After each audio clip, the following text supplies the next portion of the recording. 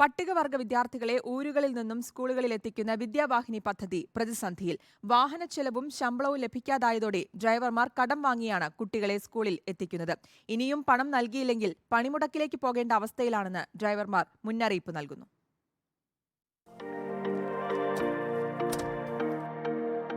ചില സമയങ്ങളിൽ വണ്ടി മുടങ്ങിക്കഴിഞ്ഞാൽ പാരൻസ് അന്വേഷിക്കാറുണ്ട്. പക്ഷെ എന്തുകൊണ്ട് വണ്ടി മുടങ്ങുന്നു എന്നുള്ള സാധനം അവർ അന്വേഷിക്കാറില്ല. മതിയായ യാത്രാ സൗകര്യമില്ലാത്തതിന്റെ പേരിൽ ഒരു കുട്ടിക്കും വിദ്യാഭ്യാസം ലഭിക്കാതിരിക്കരുതെന്ന ഉദ്ദേശത്തിൽ തുടങ്ങിയ പദ്ധതി. പട്ടികവർഗ വിദ്യാർത്ഥികളെ ഊരുകളിൽ നിന്നും സ്കൂളുകളിൽ എത്തിക്കുന്നതിന് മുടങ്ങാതെ എത്തുന്ന വാഹനങ്ങൾ. പക്ഷെ വാഹനത്തിന് വേണ്ട ചിലവിനും ഡ്രൈവർക്ക് നൽകേണ്ട ശമ്പളത്തിനും മുടക്കം വന്നിട്ട് 4 മാസം. കഴിഞ്ഞ കൊല്ലം വരെയും കറക്റ്റ് ആയിരുന്നു പൈസയൊക്കെ. ഈ മാസം ഇപ്പോൾ ഒരു 4 മാസമായിട്ട് ഫുൾ പെൻഡിങ് ആണ്. ഞങ്ങളെ കൊണ്ട് മീറ്റ് ചെയ്യാൻ പറ്റുന്നതിന് അപ്പുറമാണത്. മുടക്കം വരുമ്പോൾ ഇന്ന് വരും നാളെ വരുമെന്ന് മറുപടി. മെയിൻ റോഡല്ല, ഓഫ് റോഡ് ആയതുകൊണ്ട് തന്നെ ഡെയിലി ഞങ്ങൾക്ക് പണിയാണ്. പ്ലേറ്റ്, ഷെക്കപ്സർ, ടയർ, അത് ഇതെന്ന് എപ്പോഴും പണിയാണ്. ഇന്നൊക്കെ 1 മാസം വരെ നമുക്ക് ഡീസൽ കടം തരും.